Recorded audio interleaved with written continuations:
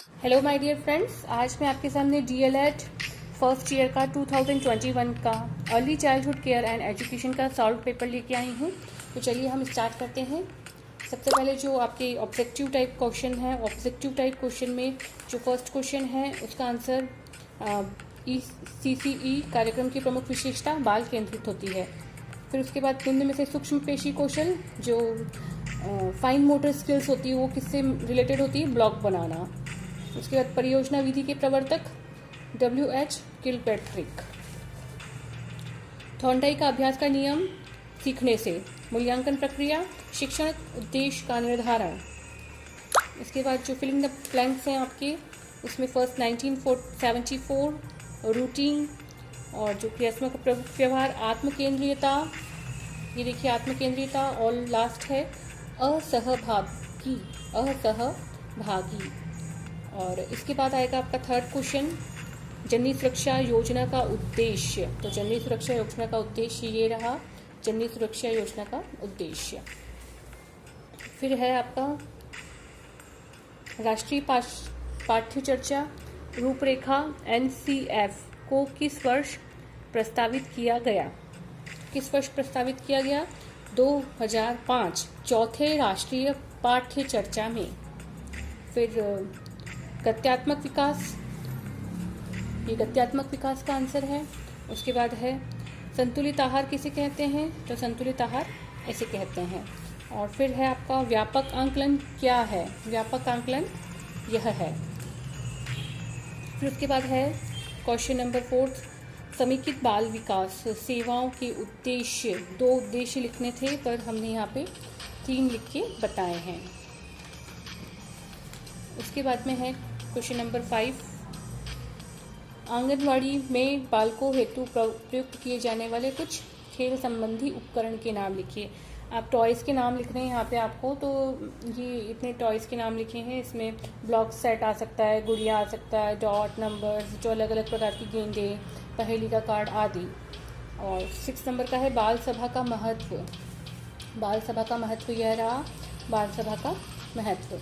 उसके बाद जो 7 नंबर का क्वेश्चन है क्रियाकलाप आधारित अधिगम के 2 गुण लिखिए। तो क्रियाकलाप आधारित अधिगम के 2 गुण यह रहे, मैं 4 लिख के बताए हैं आपको। उसके बाद है 8वां जो क्वेश्चन है संचित अभिलेख किसे कहते हैं, रिकॉर्ड। तो यह है रिकॉर्ड का आंसर। उसके बाद में है मातृ शिक्षक संघ क्या है, तो मातृ शिक्षक संघ क्या है, यह है मातृ शिक्षक संघ। अब देखिए उसके बाद जो 10वें नंबर का क्वेश्चन है पूर्व बाल अवस्था शिक्षक के कोई 3 क्षेत्रों को स्पष्ट कीजिए या भावात्मक सहयोग की आवश्यकता क्यों है। यह 3 नंबर का है, ऑब्जेक्टिव टाइप क्वेश्चन है इसमें। तो ऑब्जेक्टिव टाइप में भावात्मक सहयोग आप डिस्क्राइब कर सकते हैं इस तरह से पूरा। फिर 11वें नंबर का क्वेश्चन है पूर्व बाल्यावस्था में बालक के सामाजिक विकास को समझाइए या बौद्धिक खेल किसे कहते हैं। तो सामाजिक विकास को यहाँ पे हमने समझाया है, ये देखिए, और यह देखिए।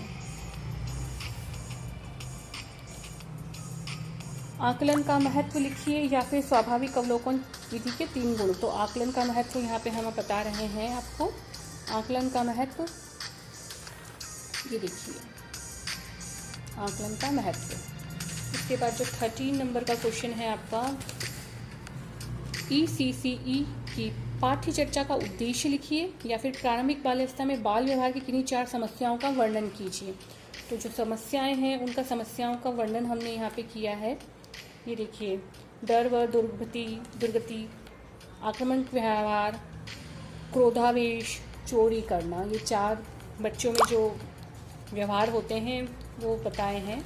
उसके बाद जो 14 नंबर का क्वेश्चन है बालक की शारीरिक विकास के पोषण का महत्व या फिर विकास को प्रभावित करने वाले 4 कारक। तो विकास को प्रभावित करने वाले 4 कारक यहाँ पे बताए हैं, ये देखिए। 4 कारक कौन कौन से होते हैं, पारिवारिक वातावरण, आर्थिक स्थिति, वंशानुक्रम और विद्यालय का वातावरण। उसके बाद 15 नंबर का क्वेश्चन दे रखा है शिक्षण सामग्री की प्रारंभिक बाल शिक्षा में क्या भूमिका है या फिर पूर्व बाल्यावस्था में बालकों की कहानी सुनने की क्या उपयोगिता है। तो यहाँ पे शिक्षण सामग्री जो है वो बताई है ये देखिए।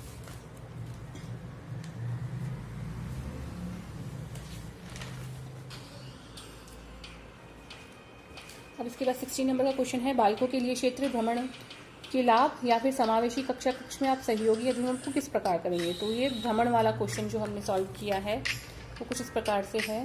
भ्रमण मतलब ये जो आसपास में घूमने जाना होता है ना, तो उससे क्या क्या फ़ायदे होते हैं, उससे बहुत फ़ायदे होते हैं।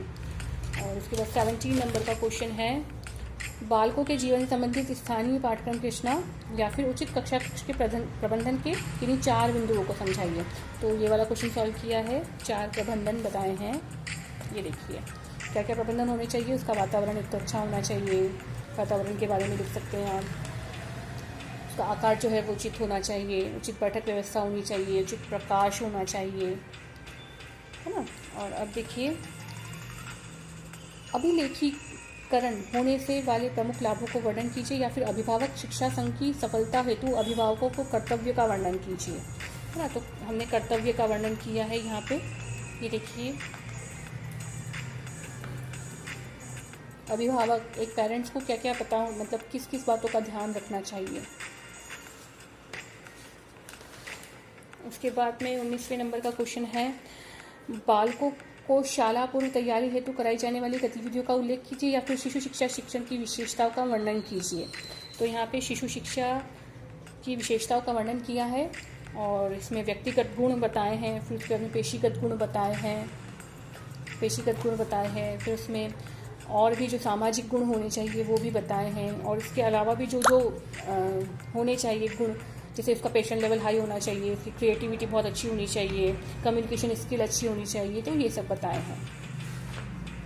अब इसके बाद में जो लास्ट क्वेश्चन है आपका, बालक के विकास में सीखने की प्रक्रिया को प्रभावित करने वाले कारक या फिर खेल का अर्थ स्पष्ट कि खेल से होने वाले लाभ को। तो खेल का अर्थ स्पष्ट किया है और खेल के लाभ बताए हैं। ये देखिए, खेल की परिभाषा अच्छे से देनी है आपको कि खेल से होने वाले लाभ कितने होते हैं।